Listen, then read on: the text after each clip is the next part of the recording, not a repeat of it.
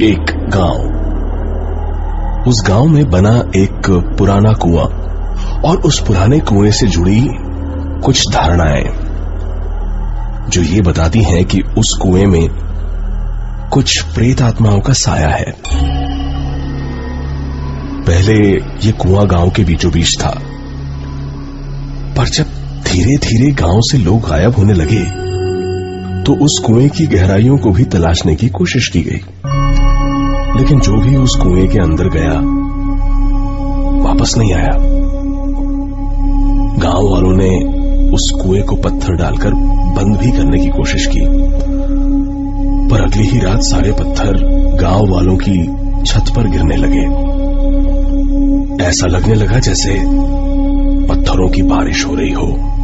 और अगली सुबह वो कुआं फिर से पत्थरों की जगह पानी से भरा था।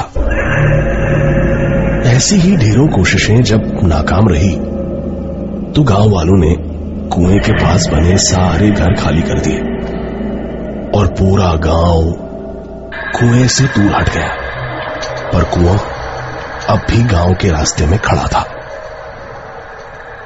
और तभी से शुरू हुआ उस कुएं में मौत का एक अजीब खेल। और तभी से शुरू हुआ उस कुएं में मौत का एक अजीब खेल। कोई है? कोई है? निकालो मुझे यहां से।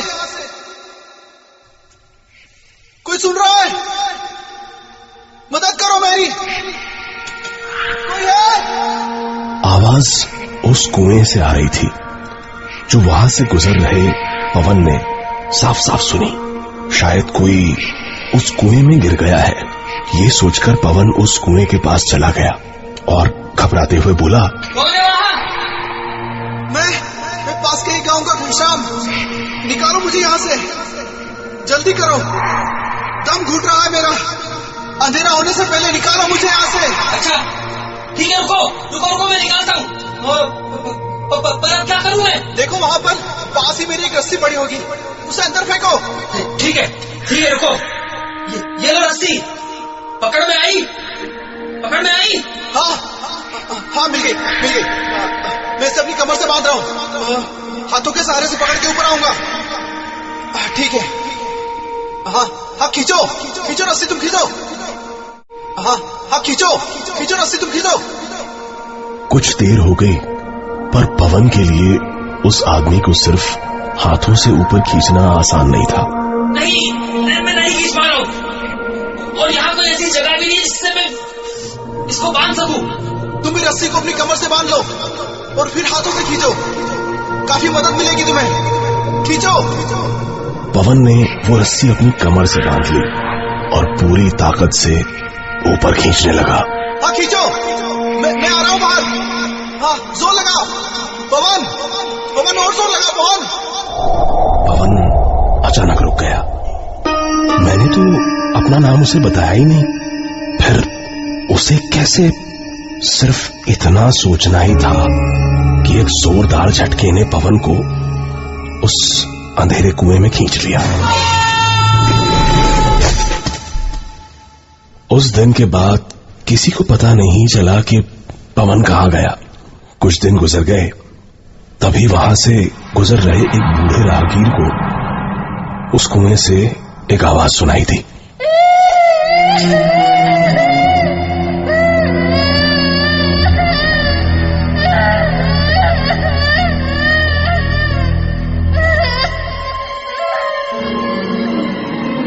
ये किसी बच्चे के रोने की आवाज थी।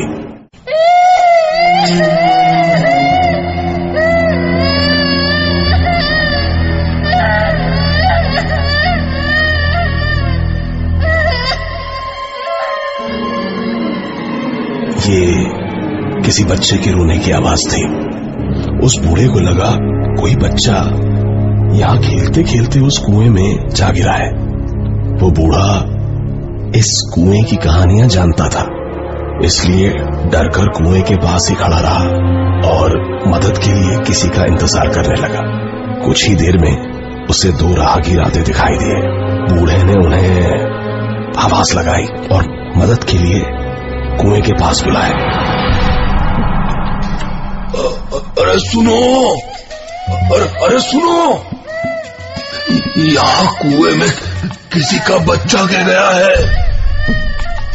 मेरी मदद करो उसे बाहर निकालने में।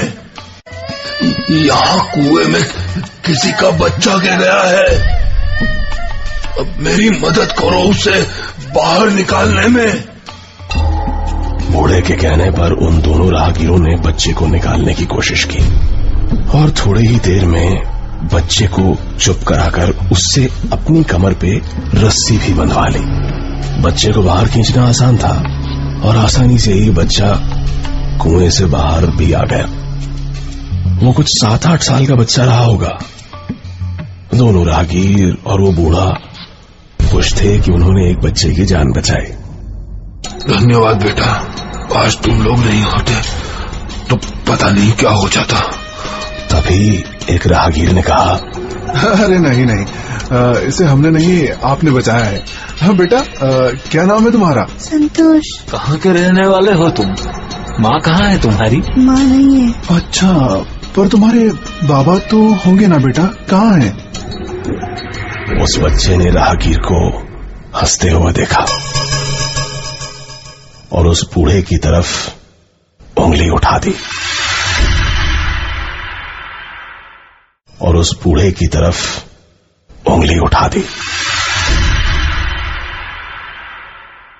उस दिन के बाद वो राहगीर भी गायब हो गए।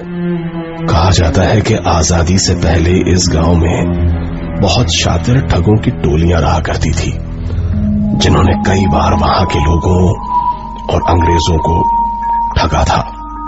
पर एक दिन अचानक अंग्रेज सेना ने गांव पर हमला कर उन ठगों की टोलियों को खत्म कर दिया और मारकर सभी को उस कुएं में डलवा दिया।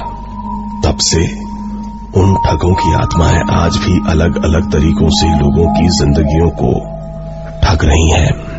आज भी उस गांव में उस अंधेरे कुएं का मुंह खुला हुआ है और आज भी कोई मदद को पुकारता है। कोई है वहां? कोई सुन रहा है? Download more from wapsit.com. WAPSI